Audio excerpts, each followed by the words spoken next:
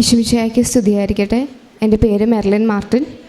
ഞാൻ എറണാകുളം അങ്കമാലി അതിരൂപതയിൽ saint Antony's church എളവൂരിൽ നിന്നാണ് വരുന്നത്, അങ്കമാലിയിൽ നിന്നാണ്. ഞാൻ ഇവിടെ വന്ന് ഉടമ്പടി എടുക്കുന്നത് ജൂൺ 18, 2022 ഞാൻ ആദ്യം ഇവിടെ ഉടമ്പടി എടുക്കാൻ വരുന്നതിന് മുൻപേ എൻ്റെ അമ്മ ഉടമ്പടി എടുത്തിരുന്നു. അമ്മ അത് ഫോളോ ചെയ്യുന്നുണ്ടായിരുന്നു. ഭയങ്കര വിശ്വാസത്തിലല്ല ഞാൻ ആദ്യമായിട്ട് ഇവിടെ ഉടമ്പടി എടുക്കാൻ വരുമ്പോൾ ഉടമ്പടി എടുക്കുന്നത്. നോർമൽ ആയിട്ട് എന്തോ വന്നു ഉടമ്പടി എടുത്തു പോയി. അതിൻ്റെ ഒരു സീരിയസ്നെസ് അറിഞ്ഞിട്ടോ മനസ്സിലാക്കിയിട്ടോ അല്ല. അതിന് മുൻപ് ഞാൻ പ്രാർത്ഥിക്കുമായിരുന്നു. സെൽഫ് പ്ലെയർ ഉള്ള കൂട്ടത്തിലാണ്. ഈശോനോട് ഭയങ്കര കാര്യമായിട്ട് പ്രാർത്ഥിക്കുന്ന കൂട്ടത്തിലാണ്. മാതാവ് എൻ്റെ വൺ ഓഫ് ദ ഫേവറേറ്റാണ്. പക്ഷേ കൃപാസനത്തിൽ വന്ന് ഉടമ്പടി എടുത്തു, അതിൻ്റെ പ്രെയർ ചെല്ലുകയോ അങ്ങനെയൊന്നും സ്ട്രിക്റ്റായിട്ട് ഞാൻ ഫോളോ ചെയ്യുന്നുണ്ടായിരുന്നില്ല. ഇതിൻ്റെ ഇടയ്ക്കാണ് ഒരാളുടെ ഇൻഫ്ലുവൻസ് കൊണ്ട് ഒരു ബ്രദർ വീട്ടിൽ വന്ന് പറഞ്ഞതിൻ്റെ ഭാഗമായി കൃപാസനം സാത്താനിക്കാണെന്ന് പറയുകയും അവിടെ ഇരിക്കുന്നത് മാതാവൊന്നുമല്ല എന്ന് ഞാൻ വിശ്വസിക്കുകയും ചെയ്തിരുന്നു. അമ്മ ഭയങ്കര സ്ട്രിക്റ്റായിട്ട് മാതാവിനോട് പ്രാർത്ഥിക്കുകയും ഭയങ്കര വിശ്വാസമൊക്കെ ഉണ്ടായിരുന്ന കൂട്ടത്തിലാണ് ഇവിടെ കൃപാസനത്തിൽ വന്നിട്ട്. ഞാൻ മാതാവിനോട് പ്രാർത്ഥിക്കുകയൊക്കെ ചെയ്യുന്നുണ്ട്. പക്ഷേ കൃപാസനത്തിലെ പ്രെയർ ഞാൻ എന്ത് ചെയ്താൽ വീട്ടിൽ ചെല്ലാൻ സമ്മതിക്കില്ലായിരുന്നു, ഞാൻ ചെല്ലില്ലായിരുന്നു. അങ്ങനെയൊക്കെ ആയിരുന്നു. മാതാവിനോട് ഞാൻ പ്രാർത്ഥിക്കുന്നുണ്ട്, ഇവിടെ ഇരിക്കുന്നത് മാതാവല്ല, എന്തോ സാത്താനിക് പവറാണ് എന്ന് ഞാൻ വിശ്വസിച്ചിരുന്നു. ആൻഡ് അത് കഴിഞ്ഞ്, അതായത് എൻ്റെ ഡിഗ്രി കഴിഞ്ഞ് ഞാൻ നാട്ടിൽ വന്ന് ഇരിക്കുമ്പോഴാണ്, ഞാൻ പ്രൊവിഡൻസ് കോളേജിൽ കോഴിക്കോടാണ് ഞാൻ ഡിഗ്രി പഠിച്ചത്. എൻ്റെ വീട് അങ്കമാലിലാണ്. ഞാൻ നാട്ടിൽ ഡിഗ്രി കഴിഞ്ഞ് വന്ന് ഇരിക്കുന്ന സമയത്താണ് എൻ്റെ കരിയറിനെ പറ്റി നല്ല വ്യക്തമായ ധാരണ ഉള്ള കൂട്ടത്തിലായിരുന്നു ഞാൻ. ഡിഗ്രി കഴിഞ്ഞാൽ ഓക്കെ IELTS പഠിക്കുന്നു, ഇന്ന കൺട്രിയിൽ ഇന്ന യൂണിവേഴ്സിറ്റിയിൽ ഇന്ന പർട്ടിക്കുലർ കോഴ്സ് പഠിക്കുന്നു. അത് കഴിഞ്ഞിട്ട് എൻ്റെ 10 years കഴിഞ്ഞ് എൻ്റെ കരിയർ എങ്ങനെയായിരിക്കണം എന്ന് വെരി വെൽ പ്ലാൻഡ് ആയിട്ടുള്ള ഒരാളായിരുന്നു ഞാൻ. പക്ഷേ എൻ്റെ ഡിഗ്രി കഴിഞ്ഞ് ഞാൻ വരുമ്പോൾ ഒരു രീതിയിലും ഫിനാൻഷ്യലി എനിക്ക് പുറത്തേക്ക് പോകുക എന്നത് പോസിബിൾ അല്ല എന്നൊരവസ്ഥയിലേക്ക് എത്തി. എല്ലാ സൈഡിൽ നിന്നും ഫിനാൻഷ്യൽ ഭയങ്കര പ്രോബ്ലങ്ങളാവുന്നു. ഞങ്ങളുടെ പ്രോപ്പർട്ടീസ് എല്ലാം ജപ്തി നോട്ടീസ് വരുന്നു. എല്ലാ രീതിയിലും ഫിനാൻഷ്യലി ടൈറ്റാണ്. എനിക്ക് പുറത്തേക്ക് പോകുന്നതിനെ പറ്റി ചിന്തിക്കാൻ പോലും പറ്റില്ല. ബട്ട് സ്റ്റിൽ ഞാൻ IELTSൻ്റെ ക്ലാസ്സിനൊക്കെ പോയി IELTS ഒക്കെ പഠിച്ചു. പക്ഷേ ഇതിന് മുൻപ് എൻ്റെ മൈൻഡിലുണ്ടായിരുന്ന, അല്ലെങ്കിൽ എനിക്ക് ഭയങ്കരമായ ആഗ്രഹമുണ്ടായിരുന്ന ഒരു ജോലിയാണ് ക്യാബിൻ ക്രൂവിൻ്റെ ജോബ്. അതും ഖത്തർ എയർവേസിൻ്റെ ക്യാബിൻ ക്രൂ ജോബ്. കിട്ടുന്നുണ്ടെങ്കിൽ എനിക്ക് ഖത്തർ എയർവേസിൻ്റെ ക്യാബിൻ ക്രൂ ആയിട്ട് കിട്ടണം, അതല്ലെങ്കിൽ എനിക്ക് ആ ജോലിയോട് താല്പര്യമില്ല. അങ്ങനെയായിരുന്നു. പക്ഷേ അതിന് ഇൻ്റർവ്യൂ അറ്റൻഡ് ചെയ്യുക എന്നത് പോലും, അതിനുള്ള ധൈര്യം പോലും എനിക്കുണ്ടായിരുന്നില്ല. കാരണം അത്രയും ആൾക്കാർ അറ്റൻഡ് ചെയ്യുന്ന ഒരു ഇൻ്റർവ്യൂ, ഇതിനെപ്പറ്റി അറിയുന്നവർക്കറിയാം, one of the toughest interview. അതും ലോകത്തിലേക്ക് എന്നെ ബെസ്റ്റ് ഇൻ്റർനാഷണൽ എയർലൈൻസ് ആയിട്ടുള്ള ഖത്തർ എയർവേസിൻ്റെ ക്യാബിൻ ക്രൂ ആയിട്ടുള്ളൊരു ജോലിയാണ് ഞാൻ ആഗ്രഹിക്കുന്നത്. എനിക്ക് ഏവിയേഷൻ്റെ ബാക്ക്ഗ്രൗണ്ട് ഒന്നുമില്ല. ഞാൻ പഠിച്ചിരിക്കുന്നത് BA എക്കണോമിക്സ് ആണ്. ആ ഒരു ഫസ്റ്റ് അറ്റംപ്റ്റിൽ ക്ലിയർ ചെയ്യുക എന്ന് പറയുന്നത് ഒരിക്കലും പോസിബിൾ ആയിട്ടുള്ള കാര്യമല്ല. ഇൻ്റർവ്യൂവിന് പോകണമെങ്കിൽ തന്നെ ഭയങ്കര എക്സ്പെൻസ് വേണം. ഫുൾ ഫോർമൽ ഡ്രസ്സിലൊക്കെ പോയി ഫുൾ ഫേസ് മേക്കപ്പും ഒക്കെ ആയി നമ്മൾ പ്രസൻറ്റ് ചെയ്യുന്ന ഒരു രീതി തന്നെ ഉണ്ട്. അപ്പോൾ അതിന് തന്നെ ഒരു ഇൻ്റർവ്യൂവിന് തന്നെ ഒരു 10,000-80,000 രൂപ മുടക്കി പോയി ഇൻ്റർവ്യൂ അറ്റൻഡ് ചെയ്യാനും മാത്രം കിട്ടിയില്ലെങ്കിലോ എന്നുള്ളത് കൊണ്ട് എനിക്ക് പേടിയായിരുന്നു ആ ഇൻ്റർവ്യൂ അറ്റൻഡ് ചെയ്യാൻ. പക്ഷെ ഞാൻ ഡിഗ്രി കഴിഞ്ഞ് വന്നു, എൻ്റെ പ്ലാനുകളൊന്നും നടക്കുന്നില്ല. എന്നെ തമ്പുരാൻ ആ ഒരു ഇത് മാത്രമേ ഇനി വഴിയുള്ളൂ എന്നൊരവസ്ഥയിലേക്ക് എത്തിച്ചു. ആ സമയത്താണ് ഞാൻ വീട്ടിലിരിക്കുന്നു, ഞാൻ കാര്യമായിട്ട് പ്രാർത്ഥിക്കുന്ന സമയമാണ്. എനിക്ക് പ്രത്യേകിച്ച് ഒരു പണിയുമില്ല. എനിക്കൊരു കരുണയുടെ ഈശോ ഉണ്ട്, ഒരു കൃപാസനത്തിലെ ഫോട്ടോ ഉണ്ട് മാതാവിൻ്റെ. അപ്പോൾ കൃപാസനത്തിലെ ഫോട്ടോ മാതാവിൻ്റെയൊക്കെ ഞാൻ എടുത്ത് മാറ്റിയിരുന്നു. ഈ ബ്രദർ പറയുന്നത് കേട്ടിട്ടൊക്കെ എടുത്ത് മാറ്റിയിരുന്നു. കൃപാസനത്തിലെ മാതാവിനെ കംപ്ലീറ്റ്ലി ഞാൻ ഒഴിവാക്കിയിരുന്നു. പക്ഷേ ഈശോനോട് പ്രാർത്ഥിക്കുകയൊക്കെ ചെയ്യായിരുന്നു, മാതാവിനോടും പ്രാർത്ഥിക്കുമായിരുന്നു. അപ്പോൾ മാതാവിൻ്റെ വിമല ഹൃദയ പ്രതിഷ്ഠ എടുക്കാൻ ഞാൻ തീരുമാനിച്ച് ഡാനിയൽ അച്ഛൻ്റെ ധ്യാനം കൂടിക്കഴിഞ്ഞപ്പോഴാണ് മാതാവിൻ്റെ വിമല ഹൃദയ പ്രതിഷ്ഠയെ പറ്റിയിട്ട് അറിയുന്നത്. മാതാവിൻ്റെ വിമല ഹൃദയ പ്രതിഷ്ഠ എടുക്കാൻ ഞാൻ തീരുമാനിക്കുന്നത്. അപ്പോൾ ഇതെടുക്കാൻ തീരുമാനിക്കുന്നതിന് മുൻപേ ഞാൻ പറഞ്ഞു, അമ്മയ്ക്ക് കൃപാസന മാതാവിനെ പറ്റിയിട്ടൊരു ക്ലാരിറ്റി ഇല്ല. എന്താ അവിടെ നടക്കുന്നതെന്ന് എനിക്കറിയില്ല. ഞാൻ ചെയ്യുന്നത് തെറ്റാണോയെന്ന് എനിക്കറിയില്ല. എനിക്കിതിനെപ്പറ്റി നല്ല വ്യക്തമായൊരു ക്ലാരിറ്റി തരണം. ഞാൻ ചെയ്യുന്നത് തെറ്റാണെങ്കിൽ എന്നെ കറക്റ്റ് ചെയ്യണം. എനിക്ക് നല്ല വ്യക്തമായൊരു അടയാളം തരണം എന്നാണ് ഞാൻ പ്രാർത്ഥിച്ചത്. ഞാൻ വിമല ഹൃദയ പ്രതിഷ്ഠ തുടങ്ങുന്ന ദിവസം, അപ്പോൾ അമ്മ ഇവിടെ കൃപാസനത്തിൽ വരാൻ തീരുമാനിച്ച ദിവസമാണ്. ഞാൻ പറഞ്ഞു, അമ്മ വേണമെങ്കിൽ പോയിക്കോളൂ, എനിക്ക് പ്രശ്നമില്ല എന്ന് ഞാൻ പറഞ്ഞ് പിറ്റേ ദിവസം തന്നെ അമ്മ കൃപാസനത്തിൽ വരാൻ തീരുമാനിച്ച ദിവസമാണ്. തലേ ദിവസം, അതായത് ഞാൻ അന്ന് വിമല ഹൃദയ പ്രതിഷ്ഠ സ്റ്റാർട്ട് ചെയ്യാണ്. തലേ ദിവസം എനിക്കൊരു 10 വയസ്സുള്ളപ്പോൾ തൊട്ട് എനിക്ക് കാലുവേദനയുണ്ട്. വെരി സിവിയർ ആയിട്ടുള്ള കാലുവേദനയാണ്. എനിക്ക് ഓർമ്മയുള്ള കാലം തൊട്ടേ പാരസിറ്റമോൾ കഴിക്കാതെ ഞാൻ ഉറങ്ങിയിട്ടൊരു ദിവസം പോലും ഇല്ല. ആ കാലുവേദന എനിക്ക് ഡിവൈനിൽ ധ്യാനം കൂടുമ്പോഴാണ് മാറിപ്പോകുന്നത്. അപ്പോൾ കഴിഞ്ഞ 2-3 വർഷമായിട്ട് എനിക്ക് കാലുവേദന ഇല്ല. പക്ഷേ അമ്മ കൃപാസനത്തിൽ വരുന്ന ദിവസം, ഞാൻ വിമല ഹൃദയ പ്രതിഷ്ഠ സ്റ്റാർട്ട് ചെയ്യുന്ന ദിവസം, അന്ന് വെളുപ്പിന് എനിക്ക് ഉറങ്ങാൻ പറ്റുന്നില്ല. എനിക്ക് വെരി സിവിയർ കാലുവേദനയാണ്. എനിക്ക് എന്താ ചെയ്യേണ്ടതെന്ന് അറിയില്ല. നമുക്ക് വേദന സഹിക്കാൻ പറ്റാതെ ശരീരം തളർന്ന് തല കറങ്ങുന്ന ഒരവസ്ഥയിലേക്ക് ഞാൻ എത്തും. പാരസിറ്റമോളൊക്കെ ഞാൻ എപ്പോഴും എൻ്റെ കയ്യിൽ സ്റ്റോക്ക് ചെയ്യുന്ന സാധനമാണ്. പക്ഷെ അന്ന് ആ വീട് മുഴുവൻ തപ്പിയിട്ടും എനിക്കൊരു പാരസിറ്റമോൾ പോലും കിട്ടിയില്ല. അപ്പം ഞാൻ രൂപത്തിൻ്റെ ഇവിടെ ചെന്നപ്പോൾ അമ്മ ഉപയോഗിക്കുന്ന തൈലമുണ്ട് മാതാവിൻ്റെ, അതെടുത്ത് ഞാൻ കാലുമ്മ തൂത്തിട്ട് പറഞ്ഞു, ഇതാണോ അടയാളം നീ തരാൻ ഉദ്ദേശിച്ചേക്കുന്നതെന്ന് എനിക്കറിയില്ല.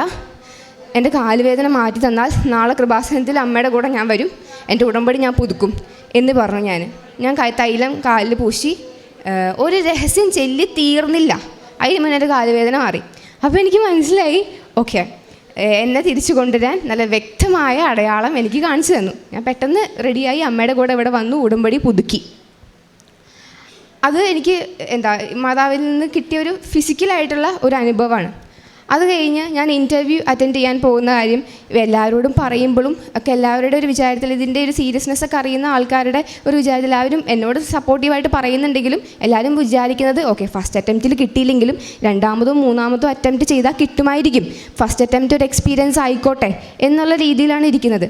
പക്ഷേ ഞാൻ പ്രാർത്ഥിച്ചത് മുഴുവനും ഇവിടുന്ന് കൊൽക്കട്ട വരെ ഞാൻ ഇൻ്റർവ്യൂവിന് പോകുന്നുണ്ടെങ്കിൽ അതിന് നല്ല എക്സ്പെൻസ് ഉണ്ട്. ഞാനും അമ്മയും കൂടിയാണ് പോകുന്നത്. ഞങ്ങൾ 5 ദിവസം അവിടെ നിൽക്കണം, 3 ദിവസത്തെ ഇൻ്റർവ്യൂ ആണ്, അതിനൊരു എക്സ്പെൻസ് വരുന്നുണ്ട്. അത് അപ്പം എടുക്കാൻ എൻ്റെ കയ്യിലില്ല. ഞാൻ ഇത്രയും മുടക്കി ഞാൻ അവിടെ പോകുന്നുണ്ടെങ്കിൽ എനിക്ക് ആ ജോലി തരണം. അത് തരാൻ ഉദ്ദേശമില്ലെങ്കിൽ എന്നെ കൊണ്ടുപോകരുത് എന്നാണ് ഞാൻ പ്രാർത്ഥിച്ചത് മുഴുവനും. ആൻഡ് സെപ്റ്റംബർ 8-ാം തീയതി മാതാവിൻ്റെ ബർത്ത്ഡേക്ക് മുൻപ് എനിക്കൊരു തീരുമാനം ഉണ്ടാവണം. എൻ്റെ കരിയറിനെ പറ്റി ആരെന്ത് ചോദിച്ചാലും എനിക്ക് പറയാൻ പറ്റണം. ഇപ്പം ഞാൻ വീട്ടിലിരിക്കും, എല്ലാവരും ചോദിക്കുമ്പോൾ എന്താ ചെയ്യണേ, ഒന്നും ചെയ്യുന്നില്ല, പുറത്തേക്ക് പോകാൻ നോക്കുന്നു എന്നൊക്കെ ഓരോന്നോരോന്ന് പറയുന്നു. കള്ളമാണ് പറയണേ, എനിക്ക് എന്താ ചെയ്യണമെന്ന് എനിക്കറിയില്ല. അങ്ങനെ ഞാൻ ഇരിക്കുന്നത്. അപ്പോൾ ഞാൻ മാതാവിനോട് പറഞ്ഞതാ, സെപ്റ്റംബർ 8-ാം തീയതി നിൻ്റെ ബർത്ത്ഡേക്ക് ഒരു ഗിഫ്റ്റായിട്ട് എനിക്ക് എൻ്റെ കരിയറിനെ പറ്റി നല്ല വ്യക്തമായ ധാരണ എനിക്ക് ഉണ്ടാവണം. ഞാൻ ഇൻ്റർവ്യൂവിന് പോയി. 3 ദിവസത്തെ ഇൻ്റർവ്യൂ ആയിരുന്നു. അവിടെ ചെന്നപ്പോൾ എന്താ പറയുക, ഒരു എയർ ഹോസ്റ്റസിൻ്റെ ഇൻ്റർവ്യൂ ആണ്. അപ്പോൾ അറിയാമായിരിക്കുമല്ലോ, ഒരു ജീവിതത്തിൽ ഇതുവരെ ഹീൽസ് പോലും ഇടാത്ത ഒരാളാണ് ഞാൻ അവിടെ ചെന്നു. കൊൽക്കട്ട മാരിയറ്റിലായിരുന്നു ഇൻ്റർവ്യൂ. ഒരു പല ടൈം സ്ലോട്ടിലായിട്ട് 998 ആൾക്കാർ, 900+ ആൾക്കാർ കാൻഡിഡേറ്റ്സ് ഉണ്ടായിരുന്നു അന്ന് ഇൻ്റർവ്യൂവിന്. നോർത്ത് ഇന്ത്യയിലാണ്. നല്ല ഭംഗിയുള്ള പെൺകുട്ടികൾ, നല്ല ഹൈറ്റിൽ, ഭയങ്കര കോൺഫിഡൻ്റ് ആയിട്ട് അവരെ തന്നെ ക്യാരി ചെയ്യുന്ന പെൺകുട്ടികൾ. ഞാനാണ് കൂട്ടത്തിലെ ഏറ്റവും മണ്ടത്തി, അല്ലെങ്കിൽ കൂട്ടത്തിൽ ഏറ്റവും ഹൈറ്റ് കുറഞ്ഞ, അല്ലെങ്കിൽ എന്താ പറയുക, ഒന്നും അറിയാത്തൊരു കുട്ടി ഞാൻ മാത്രമേ ഉള്ളൂ. എല്ലാവരും അവരവരെ ക്യാരി ചെയ്യുന്നത് ഭയങ്കര കോൺഫിഡൻ്റ് ആയിട്ടൊക്കെയാണ്. അപ്പം ഞാൻ ചെന്നു. ഫസ്റ്റ് ദിവസം തന്നെ എനിക്ക് മനസ്സിലായി, ഓക്കെ, ഇത് കിട്ടാൻ യാതൊരുവിധ സാധ്യതയും എനിക്കില്ല. പിന്നെ ഞാൻ ആലോചിക്കണം, ഓക്കെ, എന്നെ കൊണ്ടുവന്നിട്ടുണ്ടെങ്കിൽ എനിക്കറിയാം. അപ്പോൾ എനിക്ക് വചനം എടുക്കുമ്പോഴും ബൈബിൾ എടുക്കുമ്പോഴും ഒക്കെ എനിക്ക് കിട്ടുന്നത് വിക്ടറിയുടെ വചനങ്ങളാണ്. ഈശോ ഇങ്ങനെ എൻ്റെ ഫ്രണ്ടിൽ ഇരുന്നിട്ട് എന്നോട് പറയണം, നീ പൊയ്ക്കോ, ഞാൻ ഉണ്ടല്ലോ, കൂടെ വന്നിട്ടുണ്ടല്ലോ, നീ പൊയ്ക്കോ എന്നുള്ള രീതിയിൽ. ആ സമയത്തൊക്കെ ഞാൻ ഈശോയായിട്ടുള്ള എൻ്റെ ഒരു റിലേഷൻ എന്തോരം ബിൽഡായിട്ടുണ്ടെന്ന് എനിക്കിങ്ങനെ വാക്കുകളോട് പറഞ്ഞാൽ എന്തോരം മനസ്സിലാവുമെന്ന് എനിക്കറിയില്ല. ഞാൻ ഈശോനോട് എനിക്ക് കിട്ടുന്നത് മുഴുവനും വിക്ടറിയുടെ വചനങ്ങളാണ്. ഒക്കെ ഞാൻ കണ്ട് കൽപ്പിച്ച് പോയി. ഫസ്റ്റത്തെ ദിവസം അവർ നമ്മളോട് കാര്യമായി ഇൻ്റർവ്യൂ സംസാരമൊന്നുമില്ല, ജസ്റ്റ് ചെല്ലുന്നു, 2 മിനിറ്റ് മാക്സിമം. അത് നമ്മുടെ നമ്മൾ ഡ്രസ്സ് ചെയ്തിരിക്കുന്നതും നമ്മുടെ ഫുൾ ലുക്സ് എങ്ങനെയാണ് അത് വെച്ചിട്ടാണ് നമ്മൾ ഫസ്റ്റത്തെ ദിവസത്തെ തീരുമാനമാക്കുന്നത്. ഫസ്റ്റ് ദിവസം ചെന്നു. ഒരു റഷ്യൻ മാമും ഒരു റുമേനിയൻ മാമും ആയിരുന്നു. അപ്പോൾ ഇംഗ്ലീഷിൻ്റെ സ്ലാങ്ങിൽ നല്ല ഡിഫറൻസ് ഉണ്ട്. അപ്പം നമ്മൾ സംസാരിക്കുന്നത് പോലെ ഒരു ഇംഗ്ലീഷിലല്ല. അപ്പോൾ ഇംഗ്ലീഷ് എനിക്ക് അത്യാവശ്യം കോൺഫിഡൻസ് ഉണ്ട്, അത്യാവശ്യം കമാൻഡ് ഇടുന്ന ഒരു കോൺഫിഡൻസിലാണ് ഞാൻ അവിടെ ചെല്ലുന്നത്. പക്ഷെ പുള്ളിക്കാരി പറയുന്നത് ഒന്നും എനിക്ക് മനസ്സിലാവുന്നില്ല. പുള്ളിക്കാരിയുടെ സ്ലാങ് എനിക്ക് ഒന്നും മനസ്സിലാവുന്നില്ല. അപ്പോൾ ഞാൻ ആലോചിക്കുക, എന്താ പറഞ്ഞത്? ഞാൻ 2-3 വട്ടം ചോദിച്ചു, sorry ma'am, I don't understand you, പാടെന്നൊക്കെ 2-3 വട്ടം ചോദിച്ചു. അപ്പോൾ തന്നെ ഞാൻ വിചാരിച്ചു, ഓക്കെ, ഇന്ന് തന്നെ പോവാം, ഇന്ന് തന്നെ വീട്ടിൽ പോവാം, 3 ദിവസത്തെ ഇൻ്റർവ്യൂവിനൊന്നും വെയിറ്റ് ചെയ്യേണ്ട കാര്യമില്ല എന്ന് പറഞ്ഞു. അപ്പോൾ തന്നെ അതിന് മുന്നേ ഹൈറ്റ് ചെക്ക് ചെയ്യാൻ പറഞ്ഞു. ഇതിന് മുന്നേ കയറിയ കുറേ പെൺപിള്ളേർ എൻ്റെ മുൻപായിട്ട് കാൻഡിഡേറ്റ്സ് കയറി, ആരെക്കൊണ്ട് ഹൈറ്റ് ചെക്ക് ചെയ്യിപ്പിച്ചില്ല. ഞാൻ മാത്രമാണ് ഹൈറ്റ് ചെക്ക് ചെയ്തത്. എന്നെക്കൊണ്ട് ഹൈറ്റ് ചെക്ക് ചെയ്യിപ്പിച്ചു. അപ്പോൾ എനിക്കറിയാം ഇവിടെ നിന്ന് ഇരിക്കുന്ന ആ സാധനത്തിൻ്റെ അവിടെ വരെ നടന്നു പോകാനുള്ള ദൂരമുണ്ട് മാമിൻ്റെ അടുത്ത് നടന്നു പോകാനായിട്ട്. അപ്പം നടന്നു പോയി ഹൈറ്റ് ചെക്ക് ചെയ്യാണ്. അപ്പോൾ എനിക്കറിയാം ഞാൻ ഈ നടന്നു പോകുമ്പോൾ എൻ്റെ ലെഫ്റ്റ് സൈഡിലും എൻ്റെ റൈറ്റ് സൈഡിലും 2 ആൾക്കാർ എൻ്റെ കൂടെ വരിക. അതെങ്ങനെയാ പറഞ്ഞു തരാമെന്ന് എനിക്കറിയില്ല. എൻ്റെ റൈറ്റ് സൈഡിൽ ഇങ്ങനെ നമ്മൾ ഭയങ്കര അച്ഛന്മാരുടെയൊക്കെ ഡ്രസ്സില്ലേ, അതുപോലെയൊക്കെ ഉള്ള ഡ്രസ്സ് ഇട്ടിട്ട് ഒരാൾ നമ്മുടെ കൂടെ നടന്നാൽ നമ്മൾ ആളെ നോക്കിയില്ലെങ്കിൽ നമുക്കറിയാം നമ്മുടെ കൂടെ ഒരാൾക്കാർ നടക്കുന്നുണ്ടെന്ന് നമുക്ക് മനസ്സിലാവും. ആ സെയിം ഫീലിലാണ് ഞാൻ നടന്നു പോയി, ഹൈറ്റ് ചെക്ക് ചെയ്തു, ഞാൻ തിരിച്ചു വന്നു. ഇപ്പോൾ പുള്ളിക്കാർ പറഞ്ഞു ടുമാറോ അറ്റ് 9:30 ഷാർപ്പ് എന്ന് പറഞ്ഞു. നാളെ 9:30 ഞാൻ പ്രസൻ്റ് ആയിരിക്കണം. ഇതിന് മുൻപ് കയറി ആരോടും പിറ്റേ ദിവസത്തേക്ക് സെലക്ട് ആയിട്ടില്ല. ഞാനാണ് ആദ്യമായിട്ട് അന്നത്തെ ടൈം സ്ലോട്ടിൽ പിറ്റേ ദിവസത്തേക്ക് സെലക്ട് ആവുന്നത്. ഞാൻ പിറ്റേ ദിവസത്തേക്ക് സെലക്ട് ആയി. അപ്പോൾ എനിക്ക് മനസ്സിലായി ഞാനൊന്നും ചെയ്തിട്ടൊന്നുമല്ല, തമ്പുരാനെല്ലാം പ്ലാൻ ചെയ്തിട്ടുണ്ട്, എല്ലാം ഈശ്വരൻ്റെ കളിയാണ് എന്നുള്ള സാധനത്തിലാണ് ഞാൻ ഇരിക്കുന്നത്. ഞാൻ പോയി പിറ്റേ ദിവസം ഇംഗ്ലീഷ് ടെസ്റ്റും സ്കാർ ടെസ്റ്റുമാണ്. ഇംഗ്ലീഷ് ടെസ്റ്റ് രാവിലെ ആയിരുന്നു. ഇംഗ്ലീഷ് ടെസ്റ്റ് ഈ പറഞ്ഞ പോലെ IELTSൻ്റെ ക്ലാസ്സിന് പോയതുകൊണ്ട് എനിക്ക് എളുപ്പമായിരുന്നു. IELTSൻ്റെ റീഡിങ് എങ്ങനെയാണോ അതുപോലെ തന്നെയുള്ള ഇംഗ്ലീഷ് ടെസ്റ്റ് ആയിരുന്നു. എനിക്ക് ബുദ്ധിമുട്ടുകളൊന്നും ഉണ്ടായിരുന്നില്ല. പക്ഷേ എന്നെ അത്ഭുതപ്പെടുത്തിയ കാര്യം, എൻ്റെ കൂടെ ഇരുന്ന എല്ലാവർക്കും പല പല ക്വസ്റ്റ്യൻ പേപ്പറുകളായിരുന്നു. എനിക്ക് കിട്ടിയ ക്വസ്റ്റ്യൻ പേപ്പർ, ഇതിന് 2 ദിവസം മുൻപ് ഞാനൊരു ചെറിയ മാമിൻ്റെ ഒരു ട്രെയിനിങ് എടുത്തിരുന്നു, 2 ദിവസത്തെ ക്ലാസ്. ആ ക്ലാസ്സിൽ ആ മാം തന്ന same question paper, question number പോലും വ്യത്യാസമില്ലാതെ എനിക്ക് ആ സെയിം ക്വസ്റ്റ്യൻ പേപ്പറാണ് കിട്ടിയത്. എൻ്റെ അപ്പുറത്തും ഇപ്പുറത്തിരിക്കുന്നവർക്കൊക്കെ വേറെ ക്വസ്റ്റ്യൻ പേപ്പറാണ്. ആ ക്വസ്റ്റ്യൻസ് ഒന്ന് വായിക്കേണ്ടി പോലും എനിക്ക് വന്നില്ല. ക്വസ്റ്റ്യൻ വായിക്കുക പോലും ചെയ്യാതെ ഞാൻ ORMA ഷീറ്റിൽ എല്ലാം മാർക്ക് ചെയ്ത് ആദ്യം ഞാൻ കൊണ്ടുപോയി സബ്മിറ്റ് ചെയ്തു. എനിക്കറിയായിരുന്നു എനിക്ക് കിട്ടുമായിരുന്നുള്ളത്. ആ റൗണ്ട് ഞാൻ ക്ലിയർ ചെയ്തു. അടുത്ത റൗണ്ടിലേക്ക് ചെന്ന്, അടുത്ത റൗണ്ടിൽ നമ്മുടെ ഫേസിൽ, കയ്യിൽ, കാലിലൊന്നും പാടുകളോ കാര്യങ്ങളോ ഒന്നും ഉണ്ടാകാൻ പാടില്ല. സ്റ്റിച്ചിൻ്റെ പാടുകൾ, അങ്ങനത്തെ പാടുകളൊന്നും ഉണ്ടാകാൻ പാടില്ല. അപ്പോൾ എനിക്കെൻ്റെ ഫേസിലും കൈമേയും കാലുമോ ഒന്നും പാടുകളൊന്നുമില്ല. പക്ഷേ എൻ്റെ മുട്ടുമേ നമ്മൾ മുട്ടുകുത്തി നിൽക്കുന്നതിൻ്റെ തയമ്പ് പോലത്തെ ഒരു ഡ്രൈ സ്കിന്നുണ്ട്. അത് ഞാൻ പറഞ്ഞില്ലെങ്കിൽ അവരറിയില്ല. പക്ഷേ എനിക്ക് പറയാൻ തോന്നി, ഞാനത് പറഞ്ഞു. അപ്പോൾ എന്നോട് അവർ ചോദിച്ചു, ആർ യു എ കാത്തലിക് എന്ന് ചോദിച്ചു. അപ്പോൾ ഞാൻ പറഞ്ഞു അതെ, ഞാൻ കാത്തലിക്കാണ് എന്ന് ഞാൻ ഭയങ്കര പ്രൗഡായിട്ട് ഞാൻ പറഞ്ഞു. അതെ, ഞാൻ ക്രിസ്ത്യാനിയാണ്, ഞാൻ കാത്തലിക്കാണ് എന്ന് ഞാൻ പറഞ്ഞു. അപ്പോൾ എന്നോട് ചോദിച്ചു, പ്രെയർ ചെയ്യുന്നത് കൊണ്ടാണോ എന്ന് ചോദിച്ചു. അപ്പോൾ ഞാൻ പറഞ്ഞു ആണ്, അതുകൊണ്ടാണ് എന്ന് പറഞ്ഞു. അപ്പോൾ പറഞ്ഞു ഇതപ്പോൾ ലൈഫ് ലോങ് ഉണ്ടാവുമോ എന്ന് ഞാൻ പറഞ്ഞു. ടേക്ക് കെയർ ചെയ്ത് കഴിഞ്ഞാൽ മാറും, എന്നാലും ലൈഫ് ലോങ് ഉണ്ടാകും എന്ന് ഞാൻ പറഞ്ഞു. ലൈഫ് ലോങ് ഉണ്ടാവുമെന്ന് ഞാൻ പറയണത് ഇതുണ്ട്, ഞാനൊരു ക്രിസ്ത്യാനിയാണ്, ഞാൻ മുട്ടൂത്തി നിൽക്കുന്നത് കൊണ്ടാണ് എൻ്റെ കാലിൽ പാടുള്ളത്, ഇതുണ്ടായിട്ട് എന്നെ എടുക്കാൻ നിങ്ങൾക്ക് പറ്റുമെങ്കിൽ എടുത്താൽ മതി എന്നൊരു ആറ്റിറ്റ്യൂഡിലാണ് ഞാനത് പറയണത്. അപ്പോൾ അവർ പറഞ്ഞു ഓക്കെ പറഞ്ഞു. ആ ടെസ്റ്റ് ഞാൻ ക്ലിയർ ചെയ്തു. 3rd ഡേയിലേക്ക് ഞാൻ ഇൻ്റർവ്യൂവിനായി. 998 പേരിൽ നിന്ന് ഇൻ്റർവ്യൂ സ്റ്റാർട്ട് ചെയ്ത് 3ാമത്തെ ദിവസം ഇൻ്റർവ്യൂവിൽ കയറുമ്പോൾ 25 പേരുള്ളൂ ഞങ്ങൾ. അതിലാകെ ഒരു മലയാളിയേ ഉള്ളൂ ഞാൻ. ലാസ്റ്റ് ദിവസത്തെ റിസൾട്ട് നമുക്ക് അന്ന് തന്നെ അറിയാൻ പറ്റില്ല. അപ്പോൾ ഞാൻ പരിശോധനയോട് പറഞ്ഞത് എനിക്ക് എനിക്കൊന്ന് തൃപ്തിയാവണം ഞാൻ പെർഫോം ചെയ്യണതിൽ, എനിക്കൊരു സാറ്റിസ്ഫാക്ഷൻ വേണം, കിട്ടുമോ കിട്ടാതിരിക്കുകയോ ചെയ്തോട്ടെ. ഞാൻ കയറുന്നതിന് മുൻപ് എനിക്ക് ടെൻഷൻ ആവുന്നുണ്ട്. അപ്പം ഞാൻ പറയുന്നുണ്ട്, പരിശുദ്ധാത്മാവേ നീ എനിക്ക് പകരം സംസാരിച്ചോണേ, അമ്മ മാതാവേ നീ എൻ്റെ റൈറ്റ് സൈഡിൽ നിൽക്കണേ, ഈശോൻ്റെ നീ എൻ്റെ ലെഫ്റ്റ് സൈഡിൽ നിൽക്കണേ എന്നുള്ള പറഞ്ഞിട്ടാണ് ഞാൻ കയറുന്നതൊക്കെ. പക്ഷെ എനിക്ക് ടെൻഷൻ ആവുന്നുണ്ട്. അപ്പോൾ ഞാൻ കയറാൻ പോകുന്നതിന് മുൻപ് ഞാൻ നിൽക്കുന്ന ഡോറിൻ്റെ ഈ സൈഡിലൊരു ഭിത്തിയാണ്, ഈ സൈഡിലൊന്നുമില്ല. അപ്പോൾ ഞാൻ ഇങ്ങനെ കയറാൻ പോകും. അപ്പോൾ എൻ്റെ മൈൻഡിൽ ഇതിന് മുൻപ് ഇതുവരെ ഞാൻ തോന്നിയിട്ടില്ല. ഇതിന് മുന്നേ എനിക്ക് തോന്നുകയാണ്, നീ എന്തിനാ പേടിക്കണേ, ഈ ലോകത്തിലേക്ക് ഏറ്റവും പവർഫുള്ളായിട്ടുള്ള ഒരു രാജാവിൻ്റെ മോളാണ് നീ എന്തിനാ പേടിക്കണേ. ഖത്തർ എയർവേസ് എന്ന് പറയുന്നത് ഖത്തർ ഗവൺമെൻറ്റിൻ്റെയാണ്. അതിലേക്ക് എത്ര പവർഫുള്ളായിട്ടുള്ളൊരു രാജാവിൻ്റെ മോളാണ് നീ ആരെയെ പേടിക്കണേ എന്നുള്ള സാധനം എൻ്റെ അടുത്ത് നിന്ന് ഒരാളെനിക്ക് പറഞ്ഞു തരാം. ഈ സാധനം കേട്ടതും എനിക്കുണ്ടായ കോൺഫിഡൻസ് എന്തോരാണെന്ന് എനിക്ക് പറഞ്ഞറിയിക്കാൻ പറ്റില്ല. ഞാൻ കയറി വെരി കോൺഫിഡൻ്റലി ഞാൻ സംസാരിച്ചു. ഞാനല്ല സംസാരിച്ചത്, ഫുള്ള് പരിശുദ്ധാത്മാവാണ് സംസാരിച്ചത്. പരിശുദ്ധാത്മാവ് എനിക്ക് പകരമായിട്ട് എല്ലാം സംസാരിച്ചു. വെരി കോൺഫിഡൻ്റലി ഞാൻ ഇറങ്ങി. എന്നോട് പിറ്റേ ദിവസം എങ്ങനെയാണ്, പിന്നെ കുറേ സ്റ്റെപ്പുകളുണ്ട് അത് കഴിഞ്ഞുള്ള സ്റ്റെപ്പുകൾ എനിക്ക് എക്സ്പ്ലെയിൻ ചെയ്തു തന്നു. അപ്പോൾ എനിക്കൊരു കോൺഫിഡൻസ് ആയി, ഓക്കെ സെലക്റ്റഡ് ആവുമായിരിക്കും എന്ന്. അപ്പോൾ ആ മാം പറഞ്ഞു 48 മണിക്കൂർ തൊട്ട് 15 ദിവസത്തിനുള്ളിൽ നിങ്ങളെ അറിയിക്കും എന്താണ് എന്നുള്ളത്. അപ്പോൾ ഞാൻ അവിടെ നിന്ന് ആ ഡോർ തുറന്ന് പുറത്തേക്ക് ഇറങ്ങിയപ്പോഴേക്ക് ഞാൻ മാതാവിനോട് പറഞ്ഞു, അമ്മേ സമയച്ചുരുക്കത്തിൻ്റെ അമ്മ, നീ 48 മണിക്കൂറിനുള്ളിൽ എനിക്ക് കൺഫർമേഷൻ കിട്ടണം എന്ന് ഞാൻ പറഞ്ഞു. ഞങ്ങൾ കൊൽക്കട്ടയിൽ നിന്ന് ഇവിടെ വന്നു, ഉച്ചയ്ക്ക് 12 മണിയായി.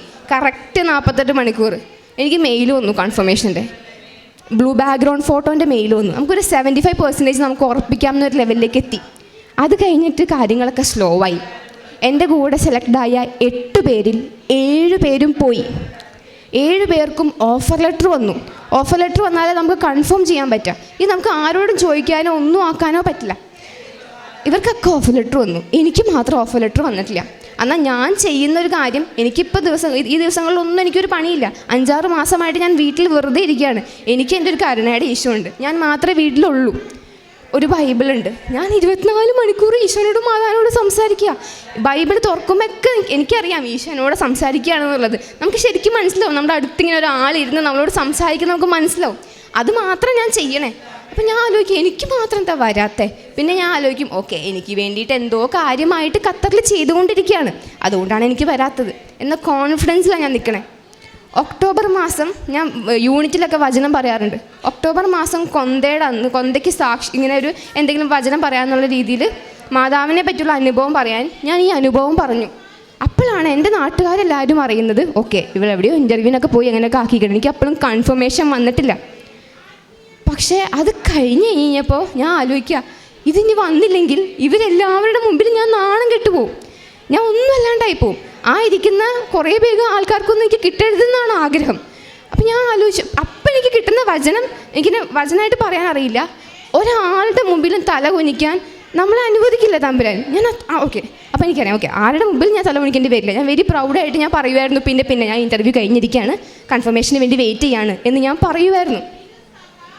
അതുപോലെ തന്നെ അപ്പം ഞാൻ പറഞ്ഞ ഡേറ്റ്സ് എല്ലാം വെച്ചിട്ടാണ് ഞാൻ പ്രാർത്ഥിച്ചത്. ഡിസംബർ 25-ാം തീയതി ഈശോൻ്റെ ബർത്ത്ഡേയുടെ സമയത്ത് ഞാൻ ചോദിച്ചു, മാതാവിൻ്റെ ബർത്ത്ഡേക്ക് മാതാവ് എനിക്ക് ഗിഫ്റ്റ് തന്നു, ഈശോൻ്റെ ബർത്ത്ഡേക്ക് നീ എന്താ എനിക്ക് തരാൻ പോണേ എന്ന് ഞാൻ ചോദിച്ചു. എനിക്കൊരു കൺഫർമേഷൻ വേണം, ഞാൻ പോകുന്ന ഡേറ്റ് എനിക്കറിയണം, ഇന്ന ദിവസം ഞാൻ പോവുകയാണെന്ന് ആര് ചോദിച്ചാലും എനിക്ക് പറയാൻ പറ്റണം. 6-7 മാസമായി ഞാൻ ഇങ്ങനെ ഇരിക്കുന്നു എന്നിങ്ങനെ പറഞ്ഞു. കറക്റ്റ് 25-ാം തീയതി ഉച്ചയ്ക്ക് ഒരു 11:30 ആയപ്പോഴേക്കും എനിക്ക് മെയിൽ വന്നു. ഫെബ്രുവരി 26-ാം തീയതി ആണ് എൻ്റെ ഡേറ്റ് വന്നേക്കണത്. ഫെബ്രുവരി 26-ാം തീയതി തിങ്കളാഴ്ച ഞാൻ പോവാണ്. എനിക്ക് ഡേറ്റ് വന്നപ്പോൾ എനിക്ക് ഭയങ്കര അത്ഭുതമൊന്നും ആയില്ല. എനിക്കറിയായിരുന്നു എനിക്ക് തരും എന്നെനിക്കറിയായിരുന്നു. എനിക്ക് ഓരോ മെയിൽ വരുമ്പോഴും ഞാൻ ആദ്യം ഈശോനോട് പറയും, മോനെ സാധനം വന്നിട്ടുണ്ട്, ഓഫർ ലെറ്റർ വന്നിട്ടുണ്ട്, എല്ലാം ആദ്യം ഞാൻ ഈശോനോട് പറയുമായിരുന്നു. അപ്പോൾ എന്താ പറയുക, നമുക്കിങ്ങനെ ഈ ജോലി കിട്ടി എന്നതിനേലും നമ്മുടെ എല്ലാ കുഞ്ഞു കാര്യങ്ങളിലും എന്തോരാ ശ്രദ്ധിക്കണേ, എന്തോരാ പരിപാലിക്കണേ എന്ന് നമുക്കിങ്ങനെ ആലോചിക്കുമ്പോൾ എന്തോരം ഇഷ്ടം എന്നോട്, എന്തോരം സ്നേഹം എന്നോട് നമുക്കിങ്ങനെ ആലോചിക്കുമ്പോൾ നമുക്ക് ഭയങ്കര സങ്കടവും. ഇങ്ങനെ ഒരു സിറ്റുവേഷൻ ഇരിക്കുകയാണ്. എനിക്ക് ജോലി കൺഫേംഡായി. ഇതേ സമയം എൻ്റെ ഫാമിലിയിൽ നടക്കുന്ന കാര്യമാണ്. കഴിഞ്ഞ 13 വർഷമായിട്ട് ആൽക്കഹോൾ കഴിക്കാത്ത ആളാണ് എൻ്റെ അപ്പൻ. അതിനു മുൻപ് ഭയങ്കര അഡിക്ഷനായിരുന്നു, ഭയങ്കര അഡിക്റ്റീവായിരുന്നു. ഫിനാൻഷ്യലി ഞങ്ങളെല്ലാം തകർന്നൊരവസ്ഥയിൽ നിന്ന് കഴിഞ്ഞ 13 വർഷമായിട്ട് കഴിക്കാത്ത ഒരാൾ കഴിഞ്ഞ 1 വർഷമായിട്ട് ഞങ്ങളുടെ പള്ളിയിലെ പെരുന്നാളിന് വീണ്ടും കഴിച്ചു തുടങ്ങി. ഞങ്ങൾക്കെല്ലാവർക്കും അത്ഭുതമായി, എന്താ അച്ഛൻ വീണ്ടും കഴിച്ചു തുടങ്ങാനെന്ന്. വീണ്ടും കഴിച്ചു തുടങ്ങി. സാധാരണ മനുഷ്യന്മാർ കഴിക്കുന്നത് പോലെ ആൽക്കഹോൾ അല്ല അച്ഛൻ കഴിക്കുക. രാവിലെ തൊട്ട് വൈകുന്നേരം വരെ ആൽക്കഹോൾ കഴിക്കും.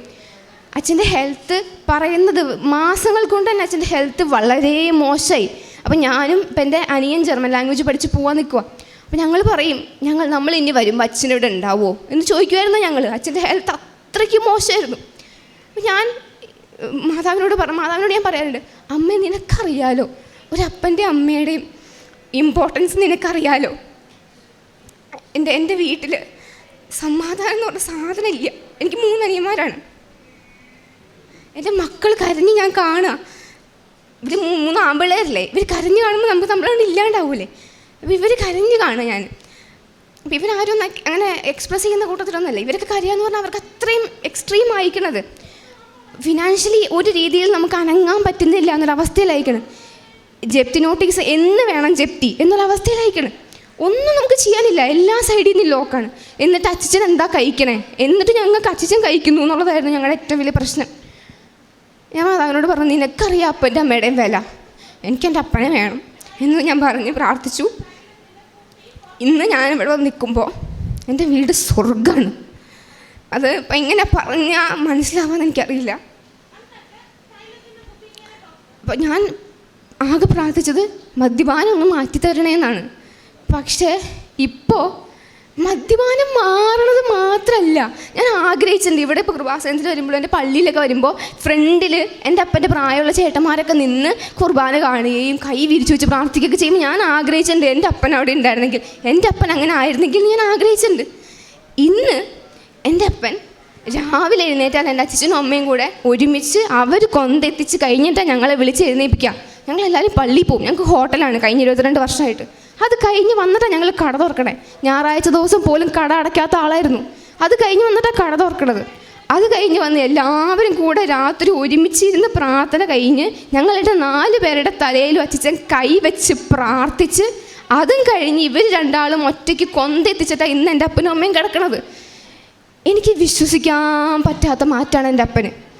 ഒന്ന് പറഞ്ഞാമത്തേന് ചൂടാവുന്ന ടൈപ്പ് ഓഫ് ക്യാരക്ടറാണ് എൻ്റെ അപ്പൻ്റെ. പക്ഷേ കഴിഞ്ഞ ഒരാഴ്ചയായിട്ട് അച്ഛൻ ദേഷ്യപ്പെട്ട് ഞങ്ങൾ കാണുന്നില്ല. അച്ഛനും അമ്മയും തമ്മിലുള്ള സ്നേഹം കാണുമ്പോൾ ഞങ്ങൾക്ക് സന്തോഷം കൊണ്ട് എന്താ പറയേണ്ടതെന്ന് അറിയില്ല.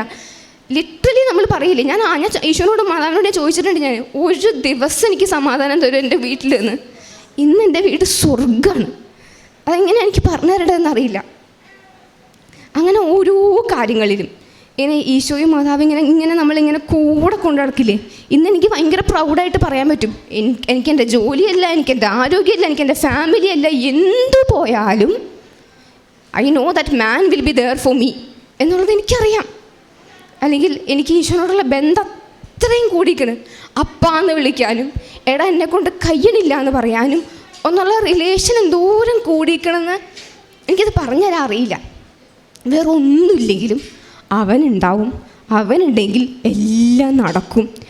ഇനി ഇതൊക്കെ എളുപ്പത്തിൽ നടക്കാൻ അമ്മേ അവിടെ മോനോടൊന്ന് പറയണം കേട്ടോ, ഞാൻ ഇങ്ങനെ പറഞ്ഞിട്ടുണ്ട് എന്ന് പറഞ്ഞാൽ കണ്ണടച്ച് തുറക്കാനുള്ള കാര്യങ്ങൾ എല്ലാം ലൈഫിൽ മാറും എന്ന് ഞാൻ എൻ്റെ ജീവിതം കൊണ്ട് പഠിച്ചതാണ്. ഇനി എന്ത് പ്രശ്നം വന്നാലും ഒരു സെക്കൻഡ് പോലും ഒന്ന് വിറയ്ക്ക പോലും ചെയ്യാതെ I will be like I am the daughter of the most powerful king in the world എന്ന് എനിക്ക് അത്രയ്ക്ക് ധൈര്യത്തിൽ പറയാൻ പറ്റും. കാരുണ്യ പ്രവർത്തനമായിട്ട് ഞാൻ ചെയ്യലെന്ന് പറഞ്ഞാൽ ഞങ്ങളുടെ നാട്ടിൽ തന്നെ ഒരു ചേട്ടനുണ്ട്, ആൾ വയ്യാത്തൊരാളാണ്. അപ്പോൾ ആൾക്ക് ഫുഡ് കൊടുക്കലും അങ്ങനെയൊക്കെയാണ് ഞാൻ ഫുഡും അല്ലെങ്കിൽ ഇപ്പോൾ ഞാൻ ട്യൂഷനൊക്കെ എടുക്കാറുണ്ടായിരുന്നു. അപ്പോൾ അതിൻ്റെ പൈസയ്ക്ക് ആൾക്ക് വേണ്ടിയിട്ട് എന്തെങ്കിലുമൊക്കെ ചെയ്യലാണ് സാധാരണ ഞാൻ ചെയ്യൽ കാരുണ്യ പ്രവർത്തനമായിട്ട്. പ്രേക്ഷിത പ്രവർത്തനമായിട്ട് ഞാൻ ചെയ്യാറ് കുരിശിടാൻ തീരുമാനിക്കുന്നത് പ്രേക്ഷിത പ്രവർത്തനത്തിൻ്റെ ഭാഗമായിട്ടാണ്. അപ്പോൾ എന്നോട് കുറേ പേര് എന്നോട് ചോദിച്ചു എന്തിനായി കുരിശ് കെട്ടി തൂക്കിക്കൊണ്ട് നടക്കണേ എന്നുള്ളത്, വിശ്വാസം ഉണ്ടെങ്കിൽ ഹൃദയത്തിലുണ്ടായാൽ പോരെ എന്നുള്ളത്. പക്ഷേ എനിക്ക് അത്രയ്ക്ക് നിർബന്ധമുണ്ട്, എന്നെ കാണുന്ന ഒരാൾ കാണുമ്പോൾ ഞാനൊരു ക്രിസ്ത്യനാണ്, ഞാൻ എൻ്റെ ഈശോൻ്റെ മോളാണ് എന്ന് എന്നെ കണ്ടാൽ മനസ്സിലാവണം. ഞാൻ അങ്ങനെ റെപ്രസെൻ്റ് ചെയ്യാനും ഞാൻ അങ്ങനെ അറിയപ്പെടാനുമാണ് ആഗ്രഹിക്കുന്നത്. അത് മനസ്സിലാവാൻ വേണ്ടിയിട്ട് തന്നെയാണ് ഈ കെട്ടി തൂക്കിയിട്ടുണ്ട് നടക്കുന്നതൊക്കെ. വെരി പ്രൗഡായിട്ടാണ് ഞാൻ കെട്ടി തൂക്കിയിട്ടുണ്ട് നടക്കുന്നത്. പ്രേക്ഷിത പ്രവർത്തനത്തിൻ്റെ ഭാഗമായിട്ട് ഞാൻ നമ്മുടെ യൂത്തായിട്ടുള്ളവർക്ക് ചെയ്യാൻ പറ്റുന്ന വെരി സിമ്പിളായിട്ടുള്ള കാര്യമാണ് ഞാൻ ചെയ്യുന്നത്. എല്ലാ ദിവസവും എന്തെങ്കിലും വചനമോ അല്ലെങ്കിൽ എന്തെങ്കിലും ഈശോൻ്റെ വീഡിയോസോ സ്റ്റാറ്റസും സ്റ്റോറിയും കാര്യങ്ങളുമൊക്കെ ആയിട്ട് എല്ലാ ദിവസവും ഞാനിടും. അത് ഭയങ്കര സംഭവമായിട്ടുള്ള കാര്യമൊന്നുമല്ല, പക്ഷേ ജസ്റ്റ് ഒന്ന് കണ്ട് ആ ഒരു വചനം ആരെങ്കിലും വായിച്ചാൽ അത്രയായി എന്നേ ഞാൻ വിചാരിക്കാറുള്ളൂ. അതൊക്കെയാണ് ഞാൻ പ്രേക്ഷിത പ്രവർത്തനമായിട്ട് ചെയ്യാറുണ്ടായിരുന്നത്. പരിശുദ്ധ അമ്മയുടെ മധ്യസ്ഥതയിൽ ലഭിച്ച അനുഭവങ്ങളാണ് ഇപ്പം വളരെ വ്യക്തമായിട്ട് ഒരു ക്യാബിൻ ക്രൂ ഇൻ്റർവ്യൂ, എയർ ഹോസ്റ്റസിൻ്റെ ഇൻ്റർവ്യൂ പാസ്സായതിനെ കുറിച്ചിട്ടുള്ള സാക്ഷ്യമാണ്. ഒരു സാക്ഷ്യത്തിൽ ഏകദേശം നല്ലൊരു സമയം അതിൻ്റെ എക്സ്പ്ലനേഷനാണ് ഇപ്പം മകൾ പറഞ്ഞത്. കാരണം നമ്മളെ സംബന്ധിച്ചിടത്തോളം ഈ അൾത്താരയിൽ എല്ലാ ജീവിതത്തിൻ്റെ തുറയിൽ നിന്നുള്ള സാക്ഷ്യങ്ങളും ലഭിക്കും. നിങ്ങൾ സാക്ഷ്യം പരിശോധിച്ചാൽ മതി.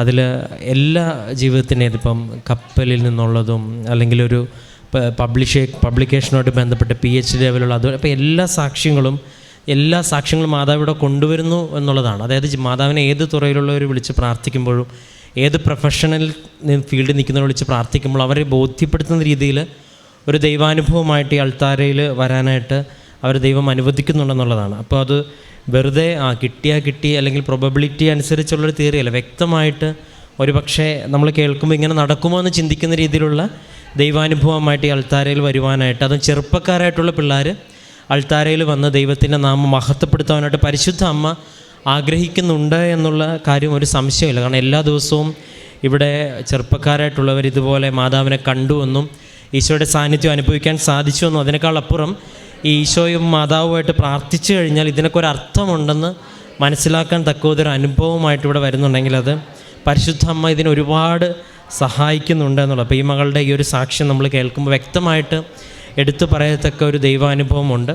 അപ്പോൾ ജീവിതത്തിൽ ഇതുപോലെ തുറവിയുള്ളൊരു മനസ്സിലും അല്ലെങ്കിൽ പ്രാർത്ഥനയോട് ചേർന്ന് നിൽക്കുവാനായിട്ടൊരു ക്രമമൊക്കെ നമ്മുടെ ജീവിതത്തിൽ ഉണ്ടാകുമ്പോൾ ദൈവം നമ്മുടെ ജീവിതത്തിൽ ഈ കൃപ ഒഴുകുന്നൊരു സമയമുണ്ട്. ആ കൃപയിൽ നിൽക്കുമ്പോഴാണ് നമ്മുടെ ജീവിതത്തിൽ ബാക്കിയുള്ളതെല്ലാം സെക്കൻഡറി ആവുകയും ഈശോയും മാതാവും അല്ലെങ്കിൽ ദൈവവും ദൈവത്തിൻ്റെ കാര്യങ്ങളും ഏറ്റവും പ്രധാനമായിട്ട് മാറുന്നത്. കാരണം ഇത് കർത്താവ് ആഗ്രഹിക്കാനുള്ള കാര്യമാണെന്ന് പഴയ നിയമത്തിൽ ഞാനല്ലാതെ മറ്റൊരു ദൈവം നിനക്കുണ്ടാകരുതെന്ന് കൽപ്പനകൾ തരുമ്പോഴും പിന്നീട് നീ നിൻ്റെ ദൈവമായ കർത്താവിനെ പൂർണ്ണ ഹൃദയത്തോടെ സ്നേഹിക്കണം, പൂർണ്ണ മനസ്സോടെ സ്നേഹിക്കണമെന്ന് പറയുമ്പോഴും പിന്നീട് കർത്താവെ എന്ന് വിളിക്കുന്നതല്ല, എൻ്റെ ഹിതം നടത്തണമെന്ന് അവർക്ക് മാത്രമാണ്. അപ്പോൾ ഇത് ഇങ്ങനെ ആവർത്തിച്ച് ഈശോ ആഗ്രഹിക്കുന്നതാണ്.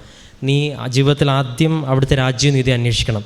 ഈ ഒരു ട്രാക്കിലേക്ക് ഉടമ്പടി ഒരു വ്യക്തിയെ കൊണ്ട് നിൽക്കുക. അതിൻ്റെ ഭാഗമാണ് ഈ 5:30 എഴുന്നേറ്റ് പ്രാർത്ഥിക്കണമെന്നുള്ള ഡയറക്റ്റ് അർത്ഥം എന്ന് പറഞ്ഞാൽ ജീവിതത്തിൽ ആദ്യം എഴുന്നേൽക്കുമ്പോൾ ദൈവത്തെ വിളിച്ച് എഴുന്നേൽക്കണമെന്നുള്ള ജീവിതത്തിൻ്റെ ഓരോ പ്രശ്നം. ഈ ഉടമ്പടി തൈലം ഉപയോഗിച്ചു, കാശിൽ ഉപയോഗിച്ചു എന്നൊക്കെ പറയുന്നതിൻ്റെ ഡയറക്റ്റും അല്ല ഇൻഡയറക്റ്റ് അർത്ഥം എന്ന് പറയുന്നത് ആ സമയത്തൊക്കെ ദൈവത്തിൽ ആശ്രയിച്ചു. അപ്പോൾ അങ്ങനെ ഒരു അനുഭവം ജീവിതത്തിൽ ഇങ്ങനെ പ്രാർത്ഥനയിലൂടെ കേന്ദ്രീകരിച്ച് ഒരാൾ ജീവിച്ചങ്ങ് തുടങ്ങുമ്പോൾ അത് കർത്താവ് കാണിച്ചു തരും, ഉറപ്പിച്ചു തരും നീ പോകുന്ന വഴി കറക്റ്റാണെന്ന്. അപ്പം ഇനിയും ഒരുപാട് പേര് ദൈവാനുഭവത്തിന് വലിയ സാക്ഷ്യങ്ങൾ പറയടവരട്ടെ. അപ്പം ഈ മകളുടെ ഇനിയുള്ള ജീവിതവും ഇതുപോലെ ദൈവത്തെ പ്രഘോഷിക്കുവാനായിട്ടുള്ളതാക്കി തീരട്ടെ എന്ന് പരിശുദ്ധമായി സഹായിക്കട്ടെ എന്ന് പ്രാർത്ഥിക്കുന്നു.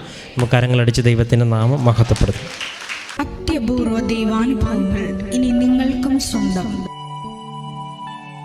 ഈ യൂട്യൂബ് ചാനൽ ഇതുവരെ സബ്സ്ക്രൈബ് ചെയ്തിട്ടില്ലെങ്കിൽ ഇപ്പോൾ തന്നെ സബ്സ്ക്രൈബ് ചെയ്യുക. ഈ വീഡിയോ ഇപ്പോൾ തന്നെ നിങ്ങളുടെ സുഹൃത്തുക്കൾക്ക് ഷെയർ ചെയ്തുകൊണ്ട് കർത്താവിൻ്റെ പ്രേക്ഷിതരാകുക.